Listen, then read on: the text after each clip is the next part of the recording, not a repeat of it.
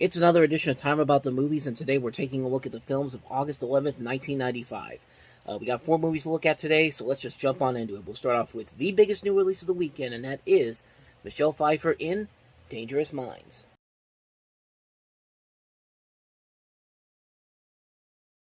So this ended up being one of the biggest surprise hits of the year. It actually went on to gross close to $180 million worldwide.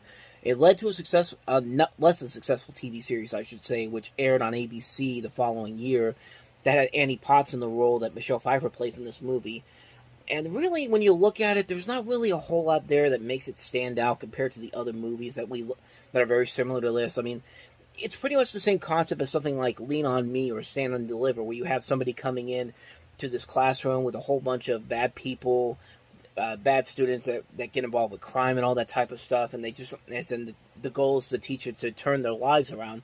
Really, this doesn't do anything different, except the fact that it takes place in the middle of the '90s, where you have a high school in California, where most of the time those schools there were filled with people like this, bad people that just needed somebody to really come in and tell them the cold hard truth about life itself.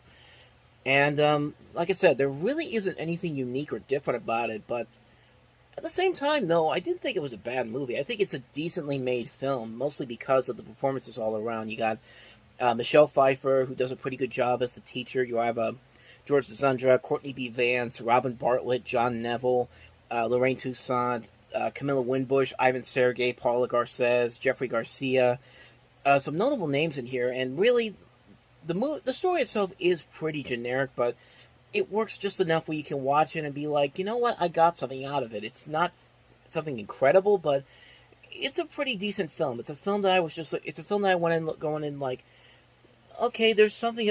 I'm not really expecting a whole lot there because I've seen the story done better in other movies like this, but it does work fine for what it is, mostly because of what the performances do for it. Like, I really think if these performances weren't as great as they could have been, this could have been something that would have easily been forgotten, but let's just be honest, the real reason why this movie has had the lasting longevity that it has is because of that soundtrack, and especially Coolio's Gangster's Paradise. I mean, not only is it just a great song, period, but it's just a song that just fits this movie so well. I mean, you saw how the trailer opened it up. They let you know right away where this song came from, and that's one of the interesting things about Disney back then. It's not just the movies that were very successful to them, but the soundtracks they put out and the songs they were able to sell, not just in the animated films, but in movies like this. Like, you had this song in this movie, and then you have songs like Because You Love Me from Celine Dion with Up Close and Personal, which comes out the year after this, and also The Preacher's Wife had some songs that were very successful. I mean, Disney knew how to market movies back then. I mean, they still do now, but they did a pretty good job of not only marketing the movie itself, but the soundtracks as well. They did a really good job of doing that even back then during this time period. But yeah, let's be honest. That's the only real reason why Dangerous Minds still has a lasting impact, is because of that soundtrack, specifically Gangster's Paradise. I mean, you still see memes of it all over the place, and I should know. I've been guilty of using a couple of them myself as of recently, but the song itself is just pretty damn good. Like, it's a song that just still holds up after all these years. It's just a great song. It's just it's just one song that just holds up so well over the years. It's an amazing song, and really, it's the best thing about this movie in particular. It's that song that really just is the one thing that you remember most from this film. The film itself is just okay. It's nothing that spectacular. It's nothing that groundbreaking. At least in my opinion, I don't think it really has deserved that lasting longevity for the film itself, but mostly for the soundtrack that it inspired. So, other than that, that's Dangerous Minds for you. So, yeah, let's move on to the next movie that we have here, and that is Keanu Reeves in A Walk in the Clouds.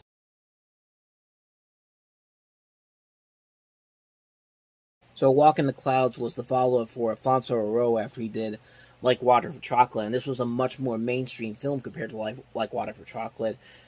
Did well enough with critics overall, but the movie itself is just okay. Like, it's a movie that really is just like, I saw it once a long time ago, but I didn't really leave much of a lasting impact for me. I mean, if this movie did anything, honestly, it did at least show that Keanu Reeves, Kevin Costner, good lord, Keanu Reeves, I should say, it at least shows Keanu Reeves has some range as an actor. I mean, this is one of those movies where you look at it and you see that, okay, he can carry a movie like this that's kind of a melodramatic romantic drama.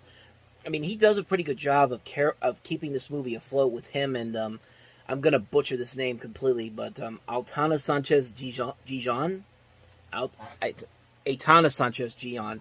See, I told you I was gonna mess it up, but I mean, their chemistry works pretty well. You got a pretty good cast overall here. Anthony Quinn's very good in this. Freddie Rodriguez is in this movie. So is Deborah Messing. Interesting story about Deborah Messing. When in recent interviews, she talked about how she was tricked into signing a nudity waiver after being assured by the producers that no nudity scenes were going to be required and it was going to be a PG-13 movie. They couldn't show it anyway. Nothing was going to happen to them. The director just had a big ego. She only learned on the set for the international release that those scenes nevertheless are going to be filmed regardless. Asking the director what angles would be shot since she wanted to be prepared, he told her that as an actress she has no right to ask about his shots, that it was her job to get naked. So take that for what you will, but that sounds pretty fucked up from that director. Like, yeah, like she describes it as sexual harassment, and that's pretty much the definition of sexual harassment. I mean, I don't know what else you could say about it, but yeah, take that for what you will. But as far as, like I said, the movie's concerned, it's a movie that's just okay. It's a movie that I think was trying to be a lot more. It was trying to be like a modern sweeping epic, something on the lines of Gone with the Wind, but it doesn't really quite have that ebb to really push it into the next direction that it needed to go into. But like I said, I think it does. I think for the most part, it does a good job of showing what Keanu Reeves' range can be as an actor. I mean, he was slowly but surely beginning to build his craft at this point. I mean, he kind of already established himself with Point Break and then Speed, and now you have him starring in movies like this where you get his name out there, and slowly but surely he becomes the actor that we know him as today. Like, he has a lot of range as an actor, and I think this was one of his best examples where he showed that he could be a really good actor in a good drama, and we've seen it in a number of other dramas like this that have been much better than this. But other than that, though, for a one-time watch, I'm glad I saw it. I'm glad I got to see something good out of Keanu Reeves' performance in this. But other than that, though, the movie itself is mostly forgettable. So that's A Walk in the Clouds. Let's move on to the next movie that we have here, and that is Disney's A Kid in King Arthur's Court.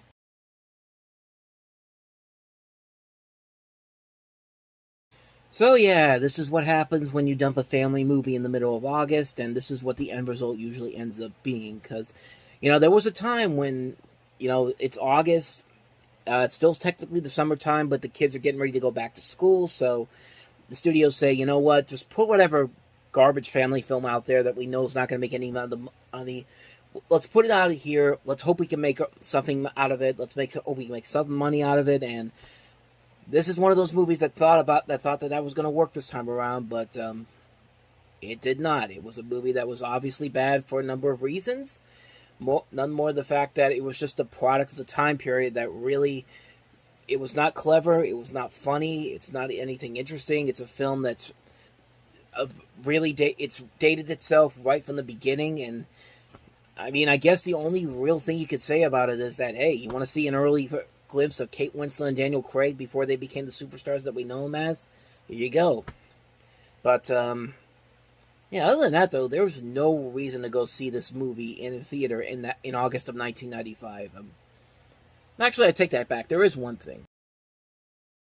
I mean, go see Runaway Brain on the big screen, and then yeah, you could just go off and go somewhere else. I mean, Pocahontas has still got to be playing at some theaters at some point. But yeah, interesting note here. If you saw this internationally, you got to see this in front of a Goofy movie, and really, that would have been so much better to see here in America instead of having to go see A Kid in King Arthur's Court. I feel like Disney dumped this short film in front of it because they needed something to sell the film, but it really didn't sell the film because it was stuck to a terrible movie. But this movie itself, the Runaway Brain, let's talk about this, because this was the real thing that you needed to see with A Kid in King Arthur's Court, because this is the one thing you're going to remember from it. It's a short film that is so brilliantly funny. It's so clever. It's so hilarious. It's surprisingly dark for a Mickey Mouse cartoon, and it's just amazing. The animation in this is fantastic. The humor in this is brilliant. You've got great animation from many great Disney people. Andres Deja, who's become a prolific Disney animator. is heavily involved in this. Chris Bailey, who was one of the people who worked on Kim Possible, was the director of this. The music by John Debney is fantastic. The animation is just so brilliant. The comedy is very funny. There's references to Army of Darkness in this movie. I mean, you got to give it that. I mean, it's one of the best things to come out of Mickey Mouse in a long time. In terms of shorts, I should say, in terms of shorts, in terms of animation, because of course we had Prince and the Pauper 5 years before that, but that was attached to The Rescuers Down Under. It's just a brilliant short film. If you haven't seen it, go look for it. You can't find it on YouTube, unfortunately, but if you go to like Daily Motion, or even if you have Disney Plus overseas, it's there. But it's a short that really, I think Disney's purposely trying to hide it, because it hasn't been on Disney Plus since the streamer came on, and you can rarely find copies of it. I think it's available on a Mickey Mouse in living color when they did the Walt Disney Treasures set. I think it was the second volume they did it with. I think that's the only place that you can get it on a DVD. But like this really is one of the best things that make it to feature Mickey and Minnie Mouse. I mean, to see that is like seeing this in front of a Goofy movie would have been fantastic, but nope. Had to go see it with Kid in King Arthur's Court because you want to try to hide it, put it on one of the worst movies you've ever put out. But Runaway Brain is far from that. It's an amazing short. Like I said, go look for it. You will not be disappointed by it. That's the one reason you should have seen A Kid in King Arthur's Court in theaters. After that short played, should have been just like, yeah, I'm getting out of here. So yeah, because what's following after that is not going to end very well. So there you go. Kid in King Arthur's Court and Runaway Brain. Obviously, the one with Mickey Mouse is the better option in that double feature. So anyway, let us move on to the last movie that we have here, and that is Edward Burns' The Brothers McMullen.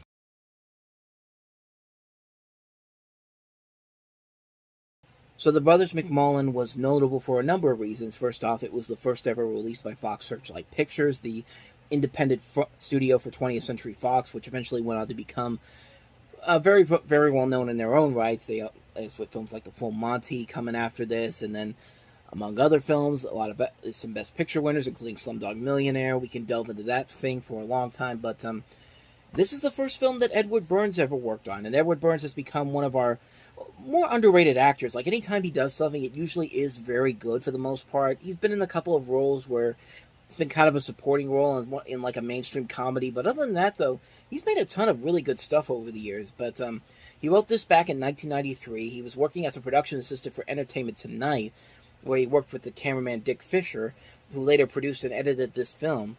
And Burns' own Irish Catholic background fed into the script, and the film was mostly shot in his hometown in Long Island, New York. It was shot with a 16mm film, only cost about $25,000. Robert Redford was actually on the set of Entertainment Tonight looking for doing interviews, and Burns approached him with a copy of the film and asking him to watch it, and Redford later eventually invited him to the Sundance Film Festival, which led to a distribution deal, and of course getting the rights to the song I Will Remember You from Sarah McLachlan to play over the credits. And it eventually went on to become a pretty good hit, both critically and financially.